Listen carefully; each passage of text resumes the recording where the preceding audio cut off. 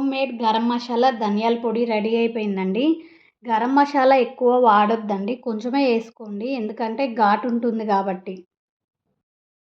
Hi hello, welcome to my channel. నేను మీ లత. అందరు ఎలా ఉన్నారండి, బాగున్నారా? ఇవాళ మన వీడియో వచ్చేసి గరం మసాలా ఎలా చేసుకోవాలో చూపిస్తున్నాను. చాలామందికి గరం మసాలా చేసుకోవటం రాక బయట కొనుక్కొచ్చుకుంటారండి. బయట కొనుక్కొచ్చుకున్నదైతే మనకు అంత మంచిది కాదండి హెల్త్కి. మీరు ఇది చూసి నచ్చితే ట్రై చేయండి. ముందుగా మనకు కావాల్సినవి ధనియాలు, లవంగాలు, జీలకర్ర, ఇలాచి, దాచిన చెక్క. ధనియాలు 50 గ్రాములు తీసుకోవాలండి. ఈ ధనియాలని ఒక మిక్సీ జార్లోకి వేసుకోవాలి. లవంగాయలండి 25 గ్రాములు తీసుకోవాలి. లవంగాలు 1 గ్రాము అటు ఇటు అయినా పర్లేదండి. జీలకర్ర తీసుకోవాలండి. జీలకర్ర ఒక 25 గ్రాములు. ఇలాచి 15 గ్రాములు తీసుకోవాలండి. ఇది ఒక 25 గ్రాములు తీసుకోవాలండి. ఇప్పుడు వీటన్నిటిని మనం మిక్సీ పట్టుకోవాలి.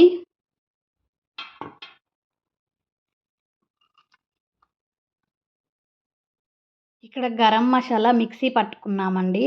ఇది ఒక వేరే ప్లేట్లోకి వేసుకొని చల్లారాక మనం ఒక గాజు సీసాలో పెట్టుకోవచ్చండి. ఇది కూడా 2-3 నెలలు నిల్వ ఉంటుంది.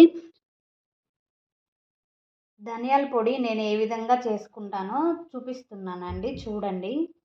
కావాల్సినవి ధనియాలు, లవంగాలు, వెల్లుల్లిపాయలు తీసుకోవాలండి. ఇక్కడ ధనియాలు నేను 125 గ్రాములు తీసుకున్నానండి. 125 గ్రాముల ధనియాలకి 12 గ్రాములు లవంగాలు తీసుకున్నానండి. వెల్లుల్లిపాయలు 25 గ్రాములు తీసుకున్నానండి. ఇప్పుడు ఈ ధనియాలు, లవంగాలు మనం ఫ్రై చేసుకోవాలండి. ధనియాల్ని మనం ఫ్రై చేసుకోవాలండి.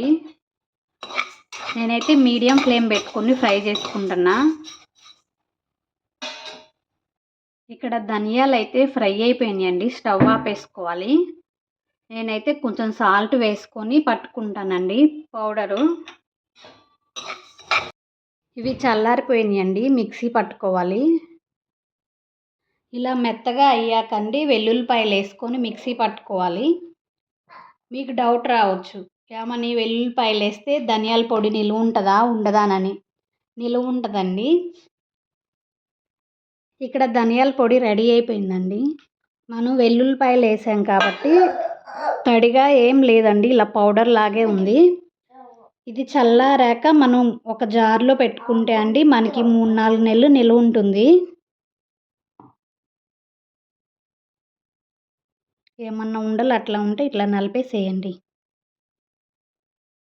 గరం మసాలా ధనియాల పొడి రెడీ అయిపోయిందండి. నచ్చితే మీరు ట్రై చేయండి.